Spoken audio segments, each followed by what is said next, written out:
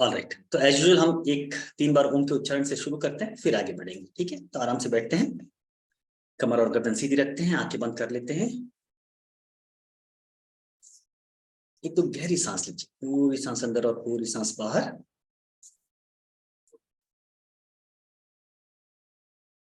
पूरे शरीर और मन को बिल्कुल रिलैक्स कर दीजिए।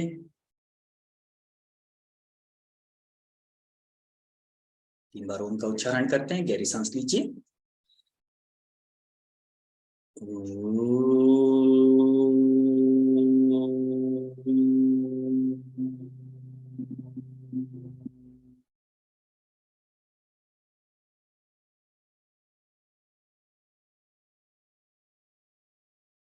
और गहरी सांस लीजिए।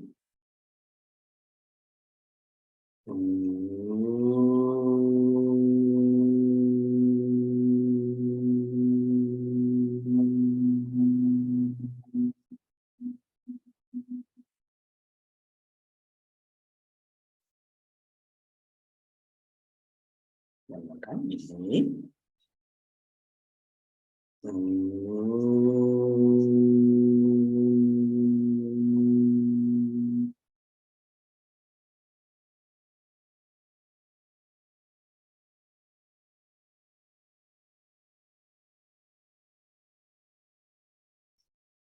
Nice.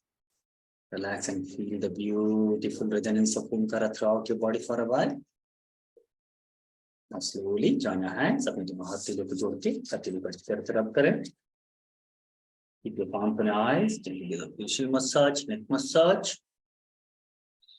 And slowly open your eyes to meet your palms.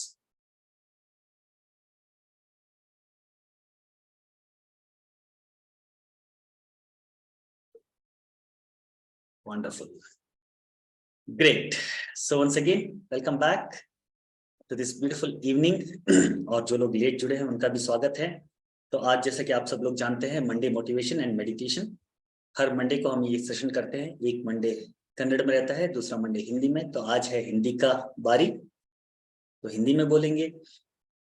और जैसा कि आप सब लोगों को पता है, यहाँ पर हम क्या करते हैं, आपके जो भी क्वेश्चंस है, जो भी डाउट्स है, वो आप मुझे पूछ सकते हैं। और मैं जो भी उसके बारे में जानता हूँ, जितना जानता हूँ, मेरी जानकारी के अनुसार मैं उसका जवाब देने की कोशिश करूंगा। और आखिर में हम एक मेडिटेशन करेंगे।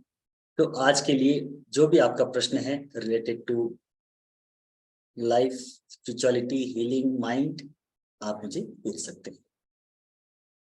You can put it in the chat box. Are you all there? कुछ लोग अपना वीडियोस ऑन कर सकते हैं, if it is comfortable for you तो ग्रेट।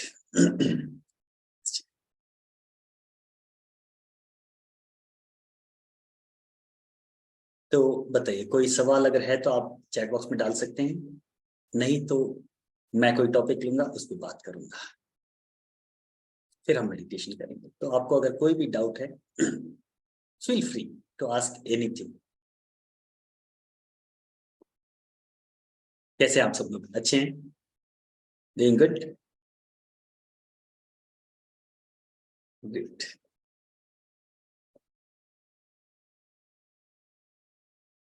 लाइक माइंडेड पीपल जब एक जगह जमा हो जाते हैं ना, तो एक अलग तरह की एनर्जी क्रिएट होती है ना। और जहां पर भी, जिस भी इनविटेशन पे आप जाते हैं, तो वहां इसीलिए जाते हैं क्योंकि आपका मन वहां पर मिलता है। मन जिनका नहीं मिलता है वो नहीं आते, है ना। तो मन का मिलना जरूरी है। कई बार हम बहुत सी ऐसी जगह पे चले जाते हैं और जाना जरूरी हो जाता है जहां पर हमारा मन नहीं मिलता है। जैसे किसी रिश्तेदार के यहाँ पर हम चले जाते हैं, उनकी इन्विटेशन में जाना ही पड़ता है, भले ही आपका मन है या नहीं है। कई बार ऐसा होता है कि हमारा मन नहीं होता है कहीं जाने का, लेकिन फिर भी जाना पड़ता है। सामाजिक कुछ बंधन होते हैं, सामाजिक मान्यताएं होती है, कुछ हमारे ऊपर फैमिलीज के प्रेशर्स होते हैं, तो जाना ही पड़ता है, चले जाते हैं। लेकिन वहां पर मन नहीं लगता है, अनमना मन हो जाता है। लेकिन कुछ जगह ऐसी होती है जहां पर हम जाना चाहते हैं, जिनसे हम मिलना चाहते हैं, और वो लोग होते हैं जिनके साथ आपका मन मिलता है। उनका मन और आपका मन एक होता है। ये शरीर की बात नहीं होती है, ये उस एम्बियंस या एनवायरनमेंट की बात भी नहीं होती, ये बात आपके मन की होती है। और जहां पर आपका मन जुड़ जाता है वहां पर आप जाना पसंद करते हैं, है ना। तो हम यहाँ पर जो भी योग से जुड़े हुए लोग हैं, जो भी ध्यान, मेडिटेशन, स्पिरिचुअलिटी, अध्यात्म से जुड़े हुए लोग हैं, हम लोग इकट्ठा होते हैं। और इकट्ठा होके करते क्या है, इकट्ठा होने में ही एक पॉजिटिव एनर्जी जनरेट हो जाती है। कई बार आपको कुछ करने की जरूरत नहीं पड़ती। कुछ लोग ऐसे होते हैं जिनके सानिध्य में आप बैठ जाओ तो बस। कई बार एक बुद्ध की कहानी मुझे याद आती है, बुद्ध की लाइफ की एक कहानी है। शुरू हो गई बात तो मैं करता हूँ। आपके जो भी क्वेश्चन है put it in the chat box, मैं वन बाय वन देखूंगा और जो भी रेलेवेंट क्वेश्चंस होंगे, जितने मैं ले सकता हूँ उतना मैं लेने की कोशिश करूंगा। यस सुनिए, you can also put your question in the chat box. तो बुद्ध के जीवन की एक कहानी मुझे अचानक याद आ गई, तो मैं शेयर कर देता हूँ आज आप लोगों के साथ। कि बुद्ध के पास, कहा जाता है कि बुद्ध के पास जो भी संन्यास लेने के लिए जाता था, आई एम सॉरी नॉट संन्यास, बुद्ध के पास जो भी जीवन से जुड़ा हुआ कोई प्रश्न लेके जाता था, तो बुद्ध देखते थे कि वो किस लेवल से प्रश्न कर रहा है, यानी कि उसका कॉन्शियसनेस लेवल कहाँ है, किस स्तर का है। वो अगर दुनिया से जुड़ा हुआ कोई प्रश्न करता था तो उसको दुनिया से जुड़ा हुआ जवाब दे देते थे और भेज देते थे कि भाई तुम्हारा ये आंसर है, ये ऐसा करो और सब ठीक हो जाएगा। लेकिन अगर कोई मूलभूत प्रश्न पूछ लेता था, कोई जीवन का रहस्य पूछ लेता था, कोई ये पूछ लेता था कि जीवन क्या है, I want to know what is life, तो बुद्ध कहते थे कि इसका जवाब तो मैं तुम्हें दूंगा, लेकिन इसके लिए तुम्हें अगले 1 महीने तक मेरे साथ रहना होगा। Just 1 month you have to be with me. आज तुम्हारा जो भी सवाल है, अगर 1 महीने बाद ये सवाल तुम मुझे पूछोगे तो मैं इसका जवाब दे दूंगा। और कहते हैं कि बहुत से लोग मान जाते थे कि चलो 1 महीना ही तो है, 1 महीने के बाद इसका जवाब दे देंगे तो मैं रह जाता हूं। तो यूं ही एक बार जब एक व्यक्ति आया पूछने, और बुद्ध ने यही जवाब दिया कि 1 महीने मेरे साथ रह लो, मैं तुम्हारा जवाब दे दूंगा। तो आनंद जो बुद्ध का शिष्य था, वो अचानक से हंसने लगा, मुस्कुराने लगा। आनंद की मुस्कुराहट देख के उस व्यक्ति को थोड़ा शंका हुई, थोड़ा डाउट हुआ कि ये आनंद मुस्कुरा क्यों रहा है, इतना हंस क्यों रहा है। बुद्ध ने कहा 1 महीना मेरे साथ रह जाओ, उसके बाद मैं तुम्हारा जवाब दूंगा। तो 1 महीने बाद मुझे जवाब मिल जाएगा, इसमें हंसने वाली तो कोई बात है ही नहीं। तो उस दिन तो वो कुछ नहीं कह पाया। 1 दिन गया, 2 दिन गया, तीसरे दिन उससे रहा नहीं गया। आनंद के पास जाके बोला कि आनंद जी, आप उस दिन मुस्कुराए क्यों। जब बुद्ध ने कहा कि 1 महीने बाद तुम्हारे प्रश्न का जवाब मैं दे दूंगा, जब तुम प्रश्न पूछोगे तो तुम मुस्कुराए क्यों, इसमें हंसने वाली कौन सी बात थी। तो आनंद फिर मुस्कुराया, फिर हंसा और बोला कि 1 महीने बाद तुम्हें ही पता चल जाएगा। बोला नहीं नहीं, बताओ क्या बात है। बोले कि ये बुद्ध की चाल है, एक जो प्रश्न तुम लेके आए हो, 1 महीने तक अगर तुम बुद्ध के साथ रह जाओगे तो तुम्हारा वो प्रश्न ही गायब हो जाएगा। 1 महीने बाद पूछने लायक कुछ रहेगा ही नहीं तुम्हारे पास, तो तुम पूछेगो क्या। और जब पूछोगे ही नहीं तो जवाब क्या मिलेगा तुम्हें। और कहानी कहती है कि ऐसा ही होता था, ऐसा ही हुआ उसके साथ भी, कि 1 महीना बीतते बीतते जैसे बुद्ध के साथ, बुद्ध के सानिध्य में रहा, तो उसको भी बुद्धत्व प्राप्त होने लग गया। और इस तरह का बुद्धत्व प्राप्त हुआ कि 1 महीने के बाद वो जो सवाल लेके आया था, वो सवाल रहा ही नहीं, वो क्वेश्चन ही नहीं रहा। He just got the answer without asking that question. तो बिना पूछे ही वो जवाब मिल गया।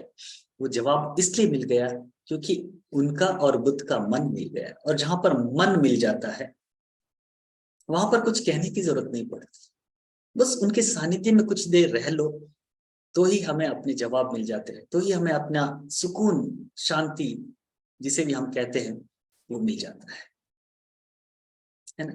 तो कई बार ऐसा होता है कि लाइक माइंडेड पीपल जब साथ मिलके बैठ जाते हैं तो ही काफी है, कुछ बोलने की भी जरूरत नहीं पड़ती, हमें एक अजीब सी शांति, एक अजीब सा आनंद मिलता है, राइट। चलिए, तो let me take few questions from the chat box. Okay, तो उमा नटराज जी पूछते, sometimes we undergo grief due to loss of a person, how do we come out of it and lead a normal life? Yes, जब हम हमारा कोई प्रिय पात्र मर जाता है या हमें छोड़ के चला जाता है, विशेषकर जब यंग एज में होते हैं, तो ओल्ड एज होने के बाद अगर चले जाते हैं 75 80 85 ईयर्स होके जाते हैं तो उतना दर्द नहीं होता है, लेकिन जब यंग एज में चले जाते हैं तो बहुत ज्यादा दर्द होता है। तो ग्रीफ जो है, दुख जो है, किसी अपने बिलव्ड वन को खोने का दुख, उसके अलग अलग स्टेजेस होते हैं, 4 stages generally. Any grief, you have any grief, it has 4 stages. Before that इसको समझते कि ग्रीफ क्यों होता है, हमें दुख क्यों होता है जब हम किसी अपने को खो देते हैं। दुख किसी व्यक्ति के जाने का नहीं होता है, उसके साथ जो हमारा अटैचमेंट होता है, वो जो अटैचमेंट, वो जो जुड़ाव होता है, उससे जब अलगाव होता है, उससे जब हम बिछड़ते हैं, उससे जब हम दूर होते हैं तो हमें दुख होता है। एक शरीर है, इसमें हमारी मान्यता है कि एक आत्मा होती है, और ये हम मानते हैं, ये हम बिलीव करते हैं कि आत्मा कभी नहीं मरती, द सोल नेवर डाइज, है ना। सिर्फ शरीर छूट जाता है और आत्मा अपने आगे की यात्रा के लिए चली जाती है। तो आत्मा मरती ही नहीं, यानी कि जो मर गया है वो सिर्फ शरीर है, वो जो शरीर के अंदर था वो तो मरा ही नहीं, वो तो मरेगा ही नहीं, वो तो मर ही नहीं सकता। वो तो बस उसकी यात्रा इस शरीर में इतनी ही थी, जितने भी साल वो जिया उतने साल उसकी यात्रा थी इस शरीर में। वो यात्रा खत्म हो गई इस शरीर में, शरीर छोड़ के वो आगे की यात्रा के लिए निकल गई। शरीर मर जाता है, लेकिन जब तक वो आत्मा शरीर में रहती है, ये शरीर अलग अलग लोगों से और अलग अलग चीजों से जुड़ा हुआ होता है, और इस शरीर के साथ हमारा अटैचमेंट होता है। We have attachment with this body, not with that soul, क्योंकि सोल तो कभी मरता ही नहीं, वो सोल इस शरीर में थी, शरीर के साथ हमारा अटैचमेंट होता है ना। तो ये शरीर के साथ जब अटैचमेंट होता है, और वो अटैचमेंट जब डिटैच होता है, वो जब चला जाता है, वो जब अलगाव होता है, तो बहुत तकलीफ देता है। वो तकलीफ डिपेंड करती है कि आप कितने उस व्यक्ति के साथ जुड़े हुए हैं, कितने आप अटैच्ड है उस व्यक्ति के साथ। अगर आप बहुत ज्यादा स्ट्रांगली अटैच्ड है तो आपका दुख बहुत ज्यादा होगा। अगर आपका अटैचमेंट थोड़ा कम है तो आप जल्दी उस दुख से उबर पाएंगे, और अगर आपका अटैचमेंट नहीं है तो आपको कोई दुख नहीं होगा, बस थोड़ी देर के लिए वो बात करेंगे दुख भरी, फिर निकल जाएंगे and you will be all out of it. और ये हम जीवन में देखते हैं, अगर हमारे घर पे किसी का ऐसा कुछ हुआ है तो हमें जो दुख होता है बाहर वालों को नहीं होता, और जब बाहर वालों के यहाँ, कोई रिलेटिव के यहाँ पर आप जाते हैं जिनका कोई चला गया है, तो उनको ज्यादा दुख होता है, आपको कम होता है या न के बराबर होता है। जो ही वहां से बाहर आते हैं आप हंसते मुस्कुराते हैं, हंसी मजाक करते हैं, चलो, क्योंकि उनके साथ आपका अटैचमेंट नहीं है, आपके साथ उनका अटैचमेंट नहीं है। तो जिसका जितना स्ट्रॉन्ग अटैचमेंट है उतना ही ज्यादा दुख। तो बहुत कम अटैचमेंट है तो बहुत ज्यादा दुख है, 1 2 दिन 4 दिन में बाहर निकल जाएंगे। हल्का सा अटैचमेंट है तो हफ्ता 10 दिन 15 दिन, उससे थोड़ा सा ज्यादा अटैचमेंट है तो 15 दिन महीना भर में निकल ही जाए। लेकिन 15 डेज, 1 महीना होने के बाद भी अगर उस दुख से बाहर नहीं निकल पा रहे हैं तो फिर दैट्स अ सीरियस केस।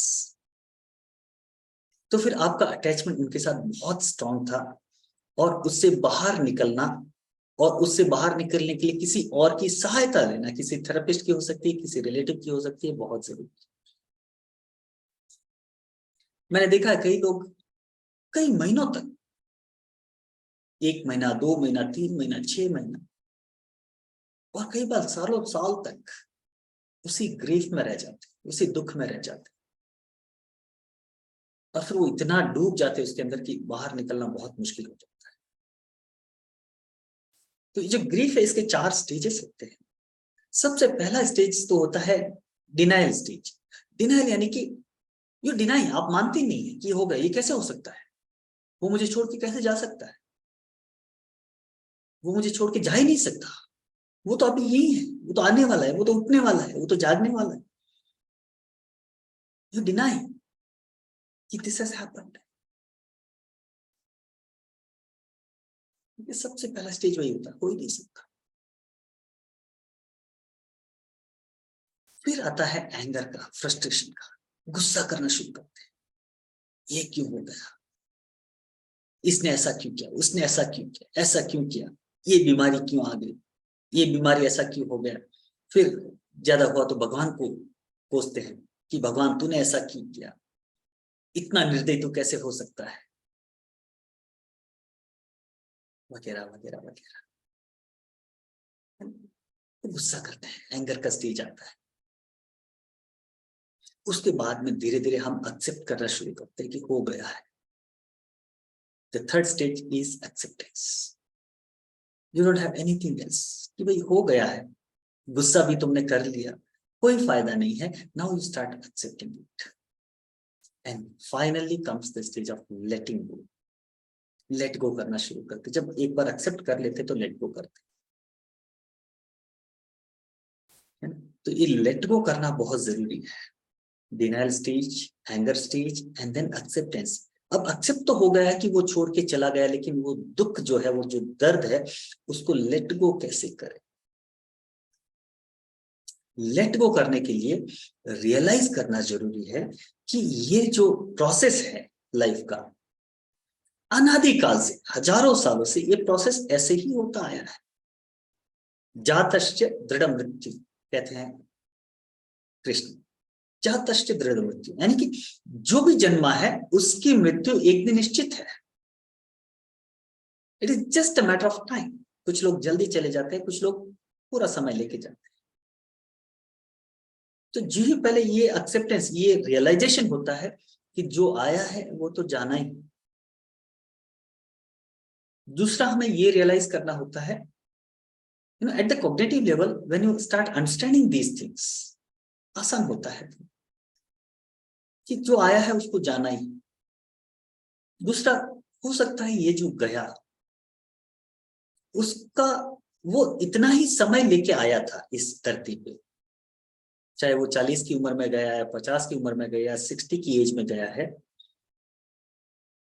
वो जो भी एज जितना भी लेके आया था, उतना ही एज वो लेके आया था, उसको इस शरीर में जो काम करना था वो उतना ही था, वो काम कर दिया, चला गया। जैसे Swami Vivekananda ji, he left his body at the age of 39। now हम कह सकते हैं कि 39 इतनी छोटी उम्र में क्यों चले गए, लेकिन यकीन मानिए 39 की एज में उन्होंने जो किया, कई लोगों ने 100 साल की उम्र में भी नहीं किया। तो he just completed his work within that time span। 39 की एज में उनका काम पूरा हो गया था, उन्होंने अपना काम पूरा किया, शरीर छोड़ के निकल गए। तो जब ये रियलाइज कर लेते हैं हम कि हो सकता है उस आत्मा का उस शरीर में इतना ही समय था, इतना ही आयुष्य वो लेके आया था, बस चला गया।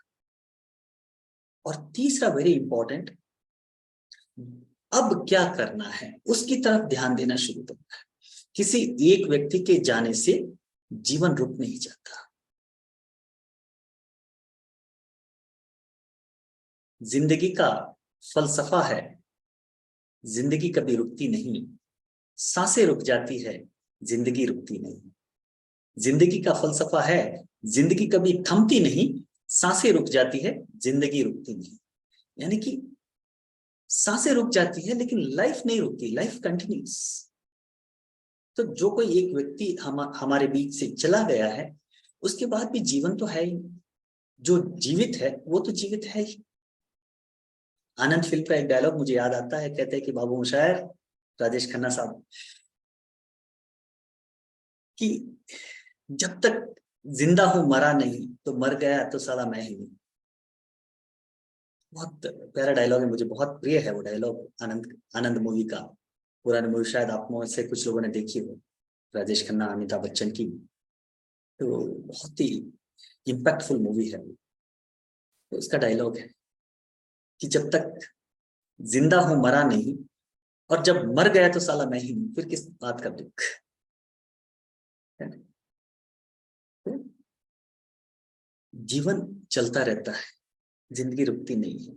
तो जो चला गया है उसको लेट गो करते हुए, उसको एक्सेप्ट करते हुए, उसको रियलाइज करते हुए, अभी जो हमारे सामने जीवन है और अभी जो हमें करना है, हमें अपनों के लिए, अपने अपनों के लिए, आस पड़ोस में जो लोग भी हमारे साथ हैं उनके लिए, उनकी तरफ ध्यान बांटना शुरू करते हैं, तो लेट गो करना आसान हो जाता है। और समय के साथ सारी चीजें लेट गो हो ही जाती है। ठीक है, तो जिसने भी आपने सवाल किया था, I think this will help you.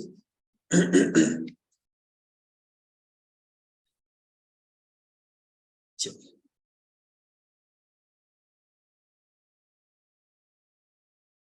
Meditation नहीं हो पाता, एक फोकस नहीं हो पाता, क्या करूं? देखिए, meditation is not focusing on something. Focus या concentration is not meditation. Concentration is the byproduct of the meditation.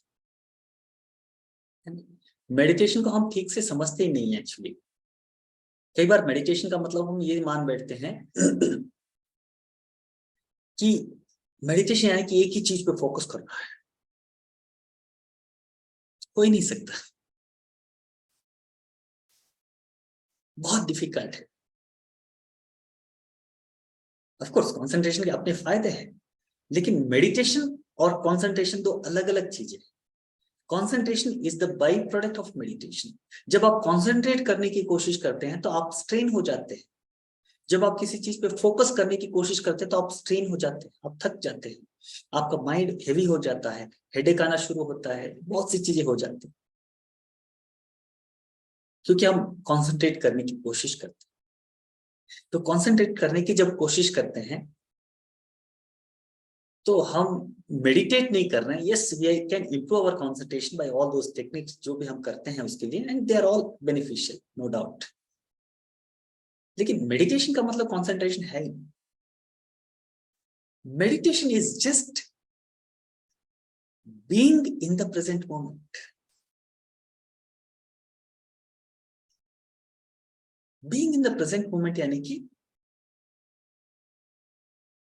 जहां पर भी आप हैं, जैसे भी आप हैं, you are just aware of those moments, those situations. जैसे मैं यहां पर बैठा हूं, तो आई एम कंप्लीटली अवेयर कि I am sitting. At the same time, I'm completely aware that I'm speaking. At the same time, I'm completely aware that I'm sitting on my chair. At the same time, I'm completely aware that my one leg is like this and one leg is like this. I'm sitting like this. At the same time, I'm aware that there is a bulb in front of me, which is putting light on. There is a curtain behind that. I'm aware of the surrounding and I am with myself completely here. I'm also aware of the fan, the air, the sound of the fan, everything. हर चीज के प्रति aware हूं, completely यहीं पर हूं, इसी moment में। और जब यहीं पर हूं, इसी मोमेंट में हूं, दैट इज मेडिटेशन। और हम जो भी प्रोसेस करते हैं ना, that process is to reach this state. हम प्रोसेस तो हमेशा ही करते हैं, मेडिटेशन मैं भी एंड में करवाता हूं, लेकिन वो मेडिटेशन किस लिए है? So that you can reach that state where you can be in that state all the time. तो वो प्रोसेस मेडिटेशन नहीं है, उस प्रोसेस से मेडिटेशन में पहुंचने की एक चेष्टा हम करते हैं। तो आप ज्यादा कॉन्सेंट्रेट करने की कोशिश मत कीजिए, रिलैक्स रह के अवेयर रहने की कोशिश कीजिए। When you are relaxed and aware, when you're relaxed and aware, you are in the meditation. Do nothing, ignore thoughts. Oh my God, ignore thoughts. Is it so easy? Doing nothing itself is the biggest thing, Gautam ji, है ना? कुछ करना आसान है, कुछ नहीं करना जो है ना वो बहुत मुश्किल है. Yes. Let's take the other question. We would like to know about existence of other souls, good, bad, in person's body, and how to prevent it from happening. Sujata, other souls का टॉपिक देखते हैं, उसके आगे क्या question है depend on कर. चलिए सोनिया जी का क्वेश्चन लेते हैं. अगर कोई बैड रेस्ट पे है लॉन्ग टाइम, उनके कौन सा हीलिंग पॉसिबल होता है, रेकी और क्रिस्टल्स और any other types of healing? As per my understanding it's all related to chakras healing and balancing. Okay, does it also belong to the patient's karma to?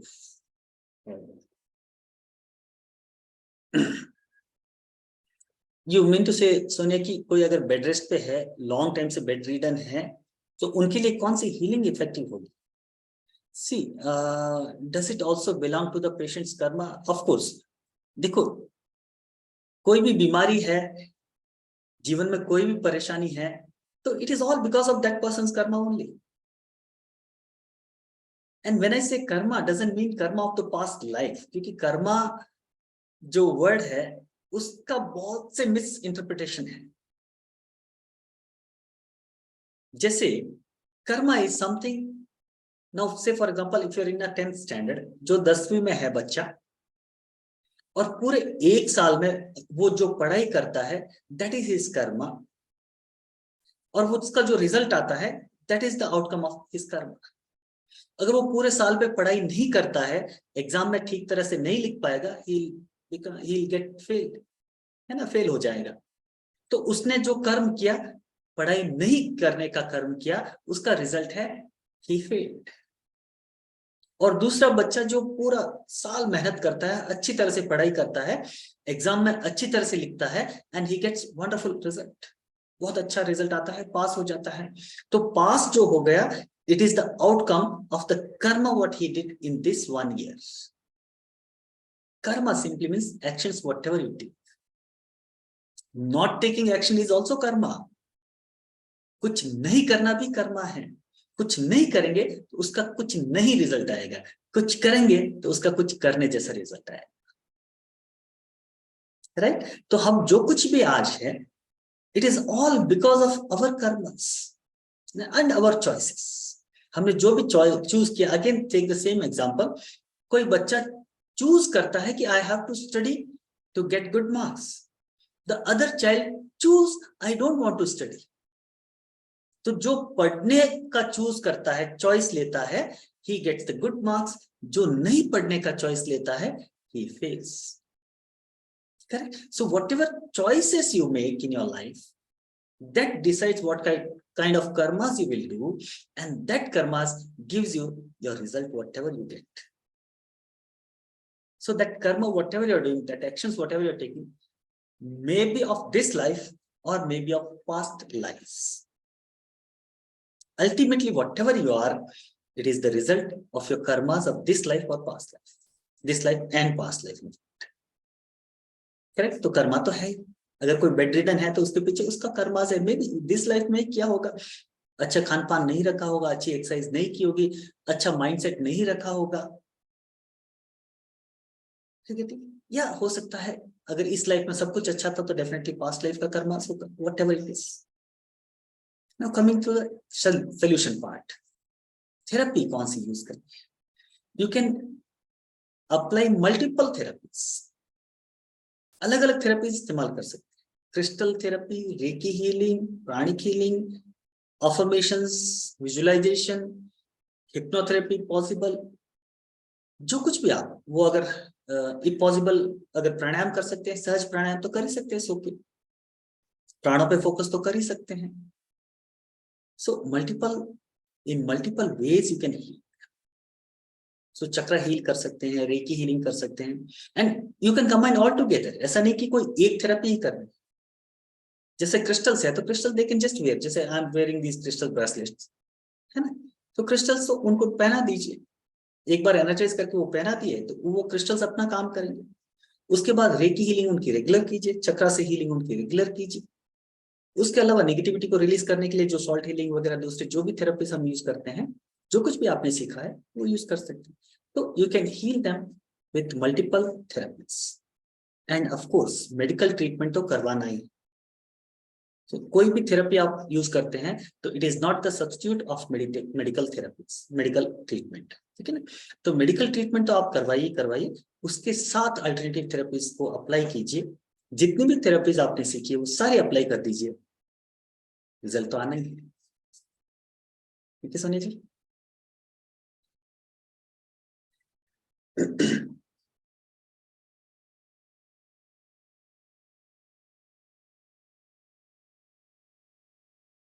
Alright, एक last question ले लेते हैं, राज अग्रवाल जी का है। Can our karmic account be cleaned by meditation? I am struggling from past 3-4 years but not able meditate.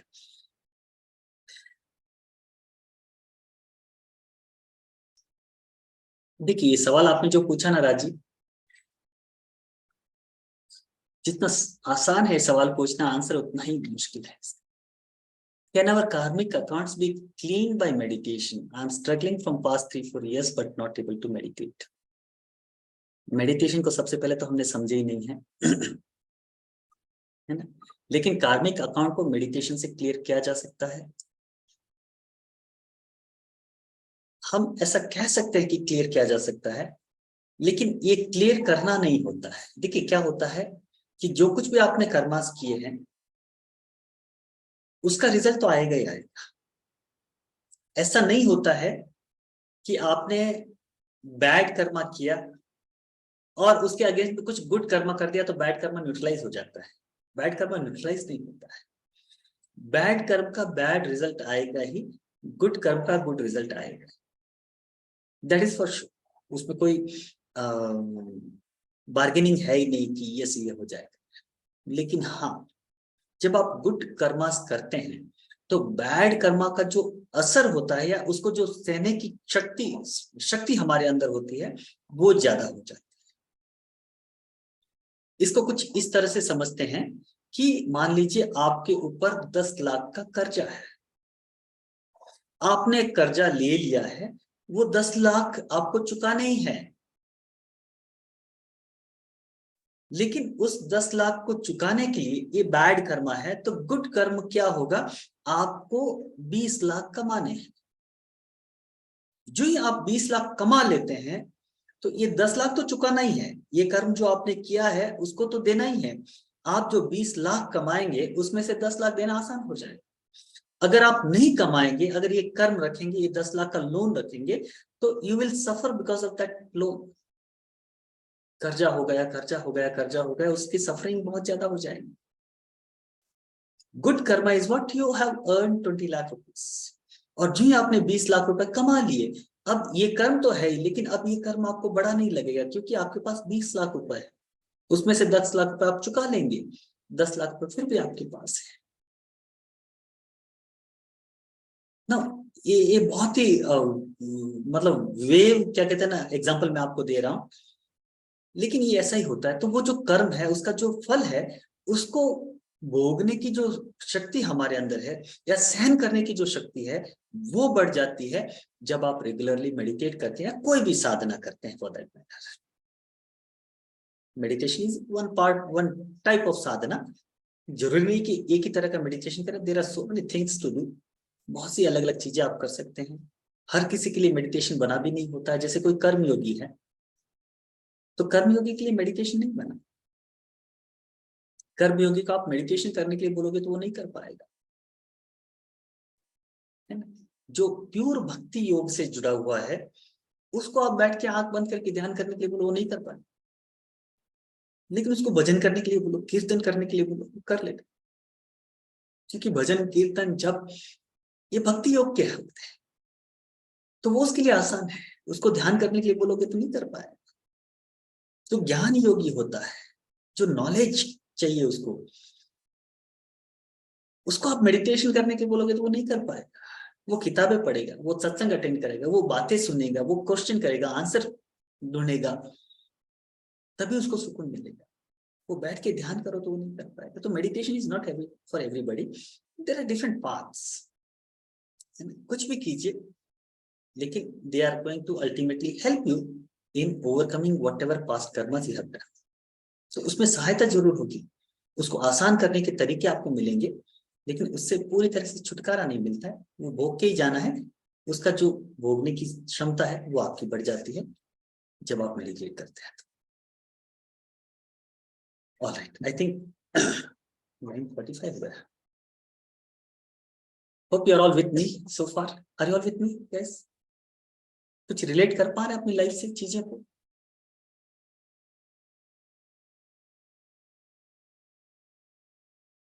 How is total years of age gets decided if you can enlighten on that?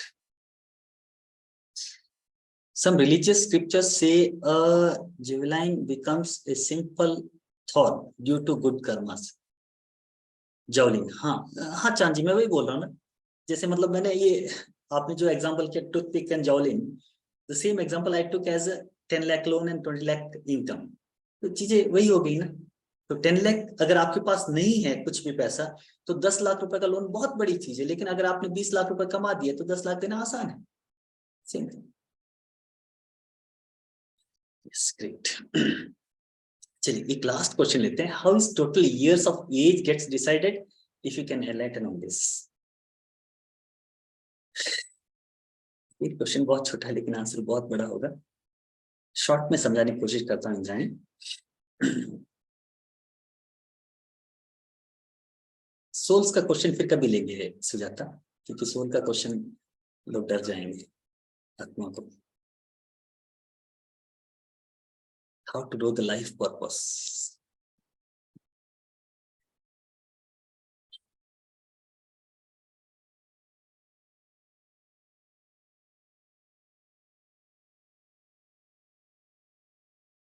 As कैसे decide होती है? देखिए, शायद आपको जान के आश्चर्य भी होगा, कुछ लोगों ने अपने आप में सुना भी होगा कि time does not exist at all. समय एग्जिस्ट ही नहीं करता है। There is nothing called time. When there is nothing called time, you actually cannot calculate anything. In the real time, you cannot calculate anything. ये जो हमारा calculation है as का, ईयर्स का, नंबर्स का, these are all assumptions. We have assumed all these things as per our understanding, as per our level of life. यानी कि हम जिस डायमेंशन में जी रहे हैं उस डायमेंशन के अकॉर्डिंगली हमने कुछ अज्यूम किया है। और मैथमेटिक्स का सबसे फनी पार्ट ये है कि you assume many things and when you assume then only you get the result, है ना। जब हम स्कूल में थे या कॉलेज में थे तो भी मैथ्स में आता है ना assume, assumption. Assume a is equal to 4, assume b is equal to 3। तो हम अज्यूम करके फिर आगे बढ़ते हैं। अगर अज्यूम न करें तो रिजल्ट तक नहीं पहुंच सकते। The funniest part of mathematics. तो अज्यूम कर लेते तो रिजल्ट तक पहुंच जाते हैं। यही होता है हमारी लाइफ में। हमने अज्यूम कर लिया 1 ईयर इज 365 डेज बिकॉज अर्थ का रोटेशन अराउंड द सन, है ना। लेकिन अर्थ पे एक साल अलग है, मून पे एक साल अलग है। If you go to Venus the 1 year is different, if you go to Jupiter the 1 year is different, है ना। तो हमारा जो एक साल है वो हमारे लिए इतना ही। लेकिन जब हम इस धरती पे आ गए हैं तो धरती से जुड़ गए हैं, और जब धरती से जुड़ गए हैं तो धरती से जुड़ी हुई सारी चीजों के साथ हम जुड़ जाते हैं। और धरती से कौन जुड़ा है? This body, not you. I generally don't use the word soul actually, आत्मा, क्योंकि आत्मा again is very complicated subject. जब आत्मा हम कहते हैं तो लोग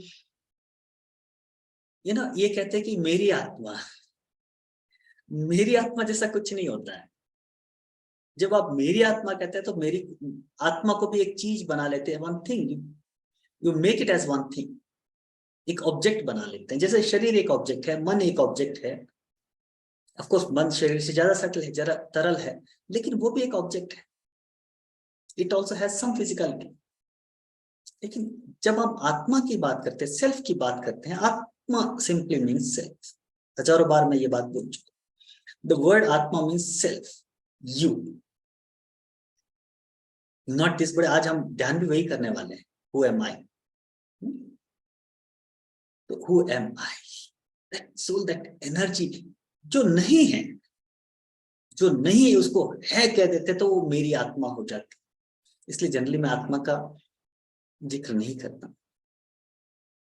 कमिंग टू द एज, तो जब इस शरीर में आप आ जाते हैं तो इस शरीर में आने से पहले वो जो, जिसे हम आत्मा कहते हैं, वो जो सेल्फ है,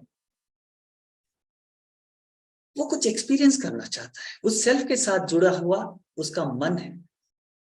मन यानी कि सूक्ष्म शरीर जिसे हम कहते हैं। ये शरीर जब मर जाता है, तो किसी ने आत्मा का भी सवाल किया था, थोड़ा बहुत आंसर यहाँ पर आ जाएगा उसका भी।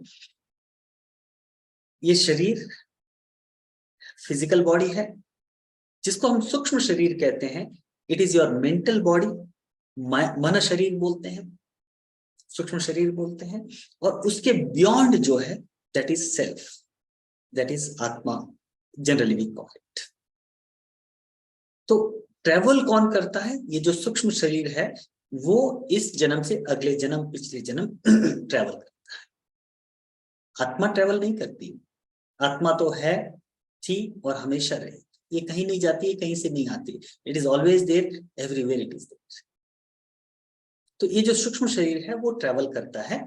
और सूक्ष्म शरीर, जैसे मान लीजिए पिछले लाइफ खत्म हुई, ये यहाँ पर सूक्ष्म शरीर है, अब अगला जन्म लेना है। तो अगला जन्म लेने से पहले, नाउ ये सारी चीजें, it may not be in your experience, so you just have to believe. दूसरा कोई चारा इसमें है, लेकिन थोड़ा बहुत आप इसको सेंस कर सकते हैं मैं जो कुछ भी कह रहा हूं। तो ये जब आत्मा शरीर धारण करने के लिए आती है, तो शरीर धारण करने से पहले पिछले सारे जन्मों का लेखा जोखा जो होता है, वो इसके अंदर होता है एनर्जी रूप में। तो वो क्या करती है, इस जन्म को लेने से पहले पिछले सारे जन्मों का जो भी एक्सपीरियंस है, उनमें से जो एक्सपीरियंस पूरे हो गए हैं उसको छोड़ देती है। जो इनकम्प्लीट एक्सपीरियंसेस है, उनको चूज करती कि इन एक्सपीरियंसेस को कंप्लीट करना है। यानी कि सिंपल तरीके से समझाऊं तो, आपने कोई एक मूवी देखी, जिस मूवी को आपने पूरा देख लिया शुरू से लेके अंत तक, तो आप क्या करेंगे, यार ये मूवी तो देख ली, क्लियर। लेकिन कोई मूवी देखनी शुरू ही की थी, अचानक आधा एक घंटा हुआ था, 3 घंटे की मूवी थी, और आपको कोई एक मैसेज आ जाता है कि अर्जेंट घर पे जाना है, कुछ काम आ गया है। अब मूवी बहुत इंटरेस्टिंग है, आपको देखनी भी है, लेकिन ये काम उससे ज्यादा अर्जेंट है। तो आप उस मूवी को वहीं पर छोड़ के घर आ जाते हैं। घर आने के बाद जो भी आपको काम था, जो भी अर्जेंसी थी, वो करना है, कर लिया। करने के बाद अब आपको वापस याद आएगा, अरे यार वो मूवी आधी छूट गई। That incomplete cycle. और यही साइकिल हमारे सीरियल वाले लोग भी यूज करते हैं। आपने देखा होगा, जब आप सीरियल देखते हैं तो जब सीरियल एंड होने वाला होता है, तो जो ही एंड होने वाला होता है, एंड होने से थोड़ा सा पहले वो ऐसा सीन क्रिएट करते हैं कि एक दरवाजा खुलता है, हीरो या हीरोइन जाता है, दरवाजा खुलता है, एकदम से चौंकती है। जो ही वो चौंकती है, नीचे टू बी कंटिन्यूड करके आ जाता है। यानी कि उसने अंदर कुछ देखा, ऐसा दिखाते हैं और वहां पर स्टॉप कर लेते हैं। They create the incomplete cycle in your mind. Marketing के ट्रिक सही है, क्योंकि वो इनकम्प्लीट साइकिल क्रिएट हो गई। अब आप वेट कर रहे हैं कि अंदर क्या था, अंदर क्या था, अंदर क्या था। और उस अंदर क्या था के चक्कर में आप 24 घंटे वेट करते हैं, अगले दिन की उसकी नेक्स्ट एपिसोड के लिए उस टाइम होने से पहले ही तैयार होकर बैठ जाते हैं। वो देखना ही है क्या था, समझ रहे हैं आप? और अगले दिन वो क्या करते हैं, जो ही दरवाजा खुला अगले दिन क्या दिखाते हैं, एक बिल्ली को उड़ा देते हैं, म्याऊं करके चली जाती है। ओ इतना ही है, खत्म कर दिया आपका जो एग्जाइटमेंट था। फिर वहां से आगे की, क्योंकि अब देखने बैठ गए तो फिर आधा घंटा देखेंगे, फिर एंड करते वक्त ऐसा ही कुछ क्रिएट करेंगे। what they are doing is they are creating the incomplete cycle in your brain, in your mind, so that you wait for that cycle to be completed. In the same way, हमारे भी पिछले जन्मों के जो experience है, जो आधे अधूरे रह गए तो जो आधे एक्सपीरियंस हो गए या कुछ एक्सपीरियंस हो ही नहीं है, तो वो जो इनकम्प्लीट एक्सपीरियंसेस है उनको एक्सपीरियंस करने के लिए किस तरह का शरीर आपको धारण करना है, किस तरह के सेट ऑफ पेरेंट्स आपकी इस एक्सपीरियंस को कंप्लीट करने के लिए हेल्प करेंगे, वो सारी चीजें जन्म लेने से पहले आप चूज करते हैं, आप डिसाइड करते हैं। डिसाइड करने के बाद और इस सारे एक्सपीरियंसेस को एक्सपीरियंस करने के लिए कितना समय आपको लगेगा, वो पूरा कैलकुलेट करने के बाद पूरा एक ब्लूप्रिंट बनता है। जैसे एक आप घर बनाते हैं तो घर का एक नक्शा बनता है पहले, और वो नक्शा पास होता है गवर्नमेंट से, उसके बाद घर बनना शुरू होता है।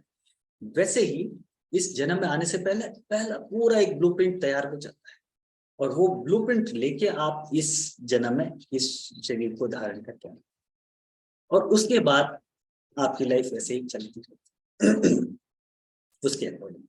तो जो भी ब्लूप्रिंट आप लेके आए हैं, इसमें अगर 40 साल है तो 40 साल जिएंगे, 80 साल है तो 80 साल जिएंगे, 100 साल है तो 100 साल जिएंगे। जितने भी आपने एक्सपीरियंस करना है उतना एक्सपीरियंस करेंगे। जो एक्सपीरियंस कंप्लीट हो गया आप वापस चलेंगे। कई एक्सपीरियंस ऐसे होते हैं जो यहाँ पर भी इनकम्प्लीट रह जाते हैं, तो फिर उसके लिए अगला जन्म। इस तरह से ये पुनरावृत्ति जन्म पुनरावृत्ति मरणम चलता ही रहता है। आई थिंक इतना काफी है। Thank you, thank you so much.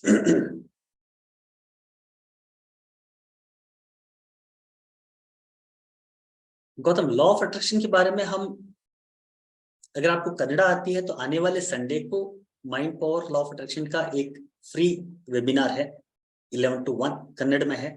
अगली बार इसको हिंदी में भी करेंगे, ठीक है? तो उसके लिए अलग से एक पूरा 2 घंटे का क्लास लेते हैं, इंट्रोडक्टरी। उसके बाद में उसको डिटेल में सीखना होता है तो एडवांस लेवल की क्लासेस वगैरह होती है, इसमें आप आ सकते हैं। How to know life purpose बहुत बड़ा सवाल है गौतम। हिंदी में बहुत जल्दी करेंगे हम, तो जब भी हिंदी में होगा तो आपको, आप ग्रुप में है तो इन्फॉर्मेशन आपको मिल जाएगा, nothing to worry. Law of attraction is everything, है ना? यस, हम बहुत जल्दी हिंदी में भी उसको करेंगे मन से।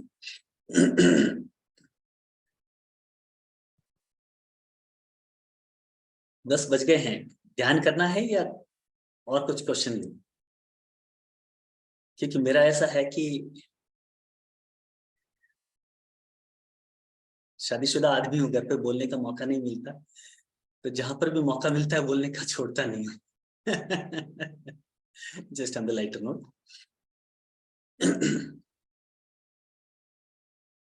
We waiting sir.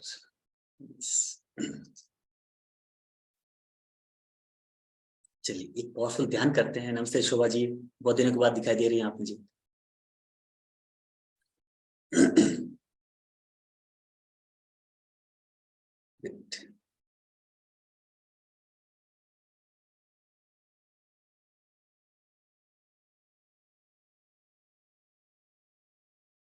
Thank you Chand ji, thank you so much. Thank you Indrani ji. Yes Shobha ji, आज हिंदी में है। हर 15 दिन के बाद हम हिंदी में बोलते हैं। तो जैसा मैंने कहा, हर मंडे को मंडे मोटिवेशन, एक मंडे कन्नड़ में और एक मंडे हिंदी में। तो इस तरह से हम डिवाइड कर दिए। पहले जो 15 दिन में एक बार होता था तो पूरा इंग्लिश में बोलना पड़ता था, तो उसको हमें थोड़ा सा चेंज कर दिया, चलो कुछ हिंदी और कुछ कन्नड़ में बोलते हैं।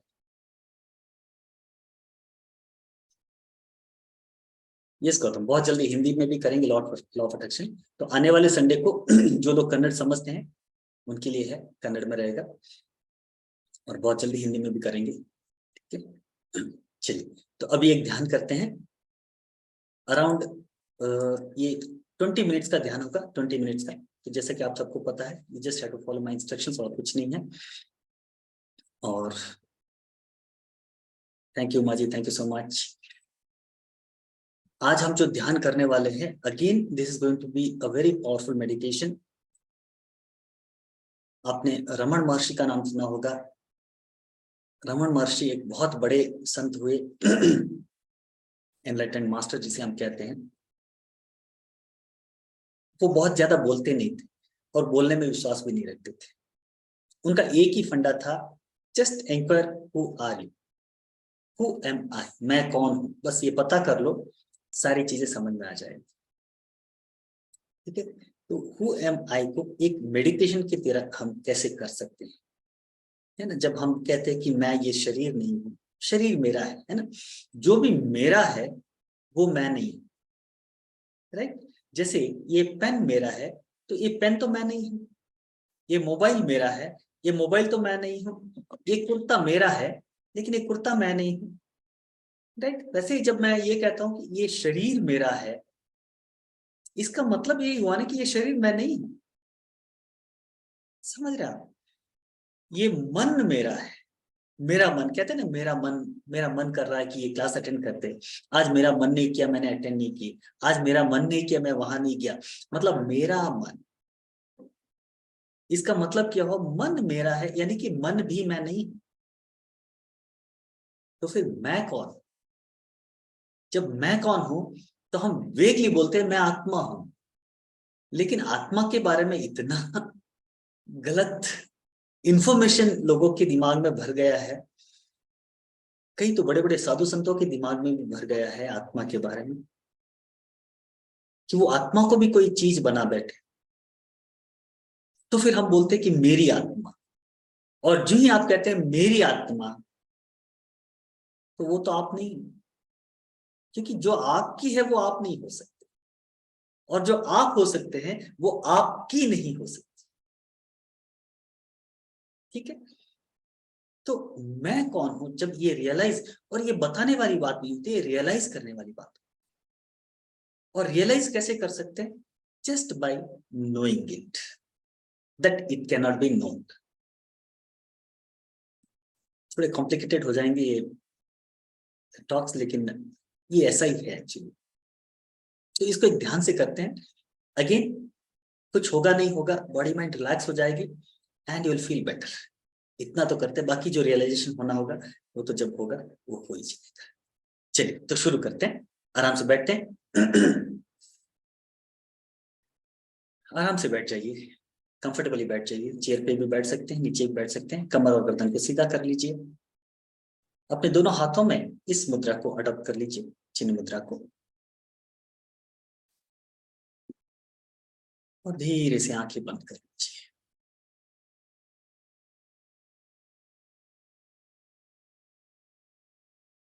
आंखें बंद करके मन की आंखों से एक बार पूरे शरीर को देखिए। कहीं पर भी किसी भी तरह का डिस्कम्फर्ट, अनइजीनेस अगर है तो इसको ठीक कर लीजिए। Make your body very very comfortable.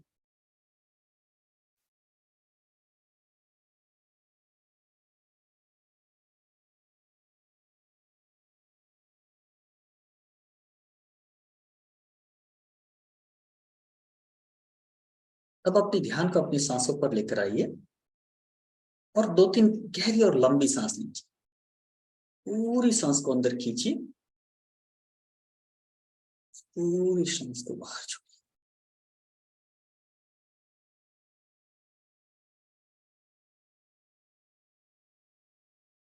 पूरी सांस को अंदर खींचिए, पूरी सांस को बाहर छोड़िए।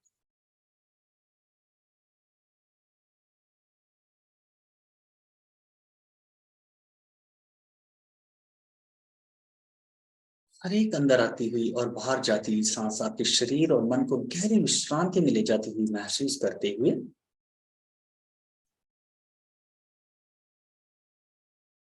अब अपने ध्यान को अपने पांव की उंगलियों की तरफ ले जाइए।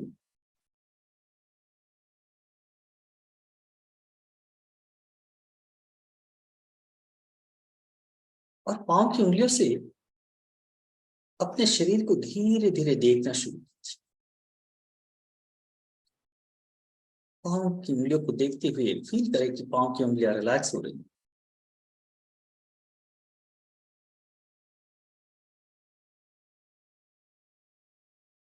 एड़ियां रिलैक्स हो रही है,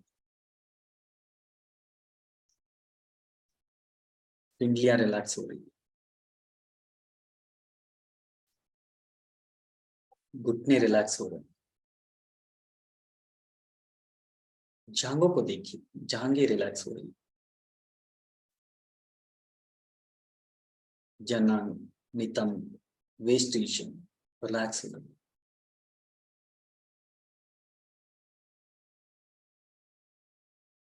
आपका पेट, छाती, पूरी कमर रिलैक्स होती है,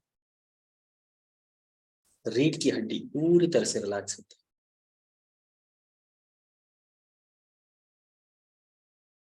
आपकी भुजाएं, आपके दोनों हाथ, हाथों की उंगलियों तक रिलैक्स होती हुई, आपकी गर्दन रिलैक्स होती हुई, आपका पूरा चेहरा, chin, cheeks, lips, nose, eyes, eyelids and eyeballs, आंखों में गहरी विश्रांति का अनुभव, कान, ललाट, स्कैल्प, ब्रेन पूरी तरह से रिलैक्स होती है।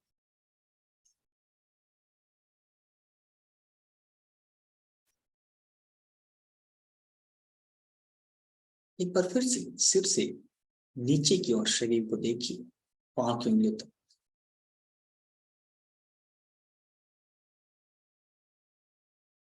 पांव की उंगलियों से सिर तक देखिए, सिर से पांव की उंगलियों तक देखिए।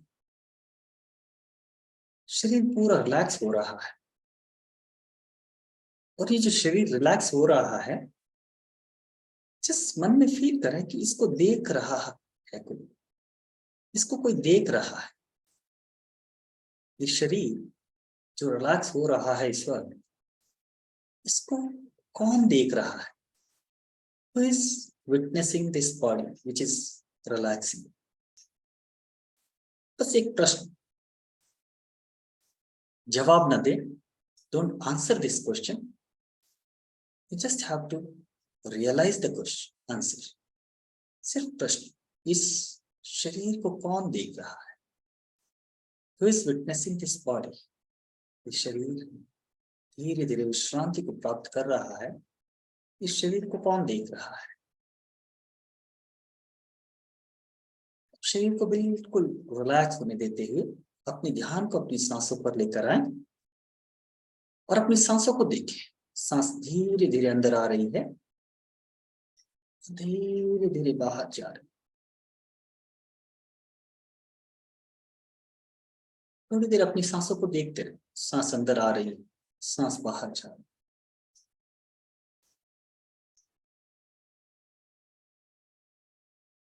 सांस अंदर आ रही है, सांस बाहर जा रही है। खुद पे खुद हो रहा है ये, आप न सांस को अंदर ले रहे हैं न बाहर छोड़ रहे हैं। It is just happening automatically. The body is pulling in the air and sending out the air.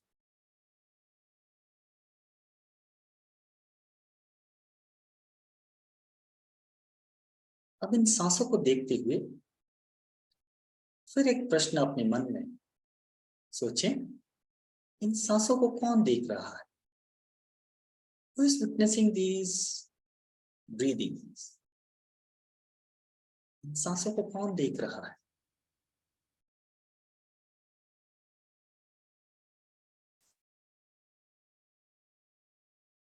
धीरे धीरे इन सांसों से अपने मन की तरफ यात्रा करें।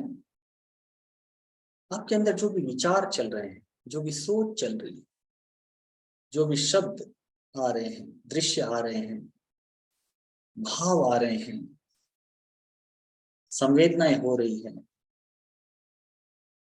उन सबको देखें, इन सबको फील करें।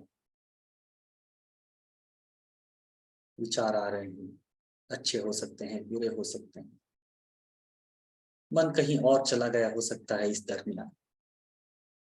कभी कभी मेरी बातों को भूल के कहीं और चला गया, फिर अचानक याद आया, अरे मैं तो सर की बात सुन रहा था, फिर ध्यान को यहाँ ले आए।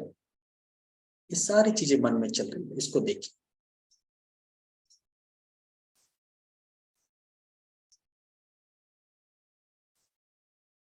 मन में जो भी भाव आ रहे हैं, जो भी पिक्चर्स आपको दिखाई दे रही है, जहां पर भी मन जा रहा है इसको जाने दीजिए। आ रहा है तो आने दीजिए, विचार आ रहे हैं आने दीजिए, विचारों को जाने दीजिए। आपको तो बस उनको देखना है और देखते हुए फिर एक प्रश्न अपने मन में दोहराएं, इन विचारों को कौन देख रहा है? Who is witnessing all these thoughts? इन विचारों को कौन देख रहा है?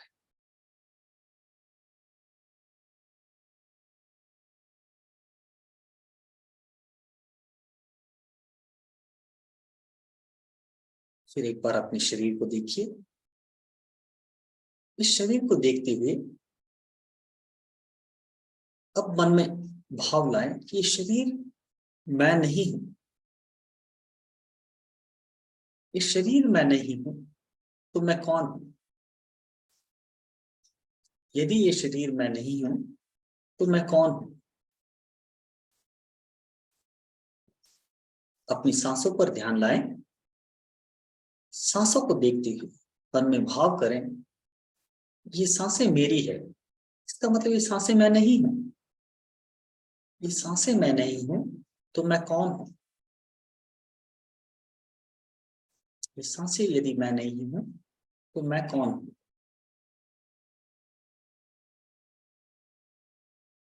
अपने मन में चलने वाले भाव को देखिए, विचारों को देखिए, संवेदनाओं को देखिए। ये विचार, ये भाव, ये संवेदनाएं, ये भी आपकी है, यानी कि ये भी आप नहीं है। अगर ये विचार, ये संवेदनाएं, ये मेरा मन मैं नहीं हूं तो मैं कौन हूं? यदि ये मेरा मन मैं नहीं हूं तो मैं कौन हूं? Who am I?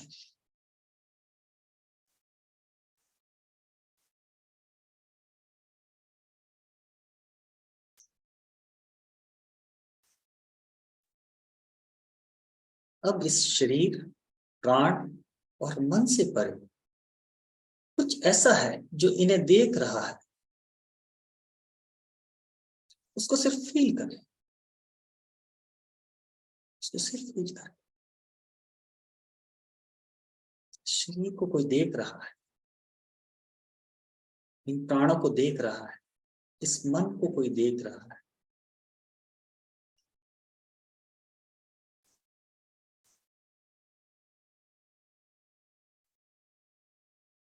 इस देखने के भाव के परे जाकर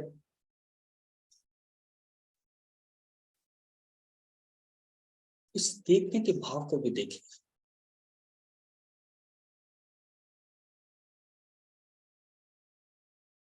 सडनली कभी कुछ घटित हो सकता है, बस अगर घटित हो गया तो घटित हो गया।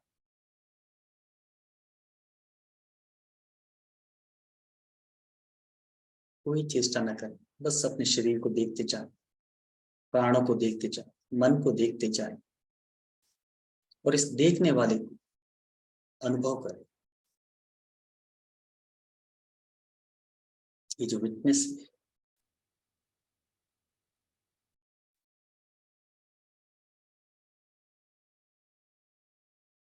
अद्वैत सिद्धांत में इसको विटनेस कॉन्शियसनेस कहा जाता है। उस विटनेस कॉन्शियसनेस को जाने,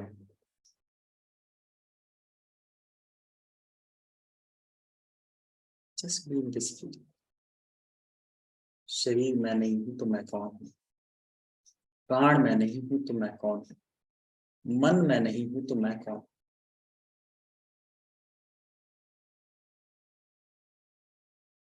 और शांत हो जाए। ये प्रश्न करके जैसे ही आप शांत हो जाएंगे,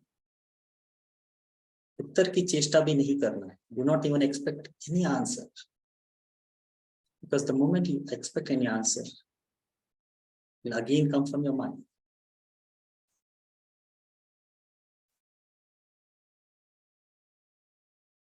शरीर मैं नहीं हूँ, मैं कौन हूँ.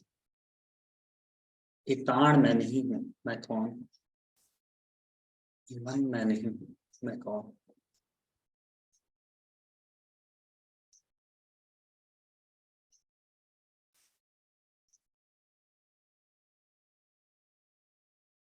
Just be in the silence.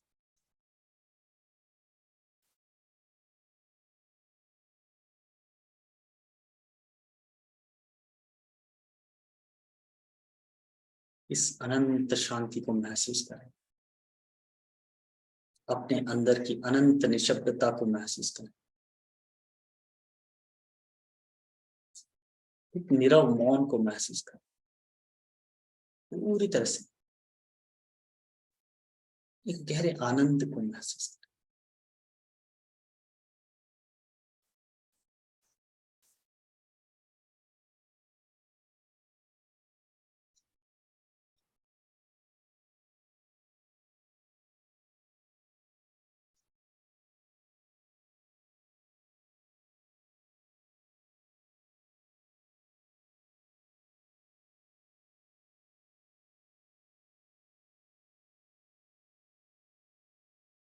मन में एक संकल्प लें कि विथ माई विलिंगनेस, जब भी मैं चाहूं मैं इस आनंद को अनुभव कर सकूंगा. जब भी मैं चाहूं मैं इस आनंद को अनुभव कर सकूंगा. हर बार जब मैं ध्यान में बैठूंगा तो बैठूंगी तो इस गहरे ध्यान की अनुभूति को मैं अनुभव करूंगी या करूंगा.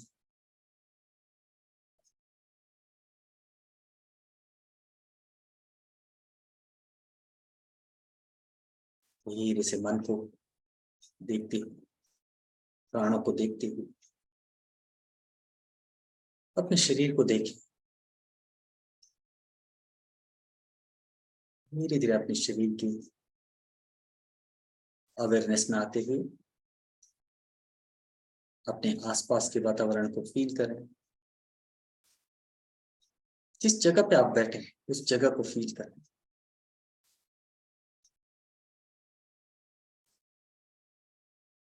एक गहरी सांस लें और पूरी सांस को बाहर छोड़ें.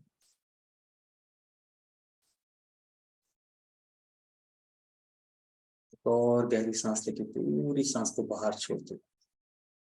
पूरी तरह से अपने शरीर की अवेयरनेस में, कॉन्शियसनेस में आते हुए अपने हाथ पांव की उंगलियों को हिलाइए. चेहरे को थोड़ा लेफ्ट से राइट, राइट से लेफ्ट मूव करें.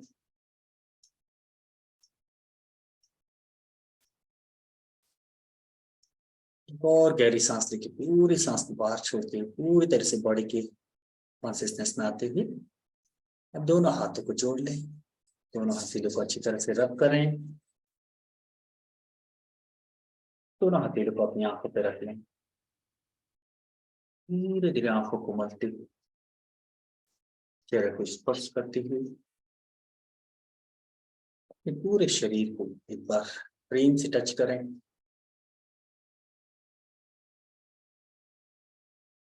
धीरे से अपने हथेलियों में देखते हुए अपनी आंखों को खोल दें.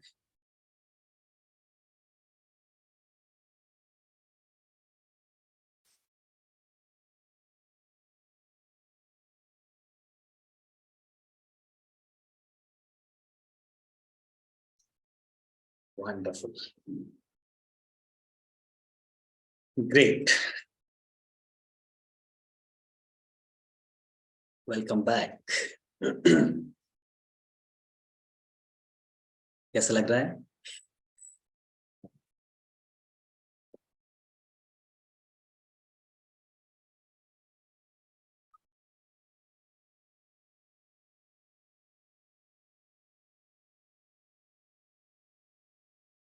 Are you all back?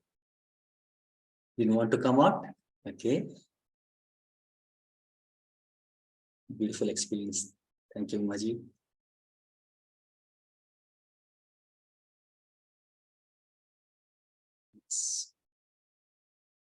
सो इसको भी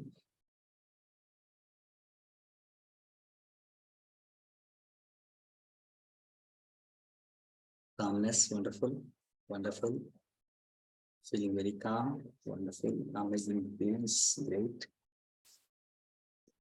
All right. तो इस मेडिटेशन को भी हम YouTube पे अपलोड कर देंगे और आई होप कि आप सब लोगों ने मेरा YouTube चैनल सब्सक्राइब कर दिया है। अगर किसी ने नहीं किया है तो YouTube चैनल सब्सक्राइब कर लें। You can follow me on Facebook also, Instagram also. Alchemist Vimal अगर आप टाइप करेंगे गूगल पे तो मेरा Facebook page, Instagram page, YouTube सारे खुल जाएंगे, अल्केमिस्ट विमल। तो अगर यूट्यूब चैनल सब्सक्राइब नहीं किया तो जरूर सब्सक्राइब करें, आपको नोटिफिकेशन मिलते रहे। मेडिटेशन का MP3 रिकॉर्डिंग करके हम यूट्यूब पे डाल देंगे गौतम, उसको भी। तो मैं आप सारे मेडिटेशन को यहीं से एक्सट्रैक्ट करके थोड़ा एडिटिंग करके यूट्यूब पे अपलोड करने की कोशिश चल रही है, तो मिल जाएगा। मेरे यूट्यूब पे बहुत से मेडिटेशन भी अपलोड कर रहा हूँ आजकल, कन्नड़ में भी होते हैं, हिंदी में भी होते हैं। जो भी ये सारे मेडिटेशन हम कर रहे हैं उनको एडिट करके यूट्यूब पे अपलोड कर रहा हूँ, तो आप भी उनको कर सकते हैं और किसी को जिसको इंटरेस्ट है उनको आप फॉरवर्ड भी कर सकते हैं। ग्रेट। तो जैसा मैंने कहा, आने वाले संडे को कन्नड़ में law of attraction, mind power, self hypnosis का इंट्रोडक्टरी सेमिनार है 11 to 1 PM। जिन लोगों को कन्नड़ समझ में आती है वो लोग ज्वाइन कर सकते हैं। अगले मंडे को मंडे मोटिवेशन कन्नड़ में होगा, जिन लोगों को कन्नड़ समझ में आती है वो ज्वाइन करें, और जो लोग हिंदी वाले हैं उसके अगले मंडे को हम वापस मंडे मोटिवेशन में मिलेंगे। तब तक के लिए अलविदा। Thank you so much. Have a great night and a great life ahead. शुभ रात्रि, शुभ रात्रि। Thank you.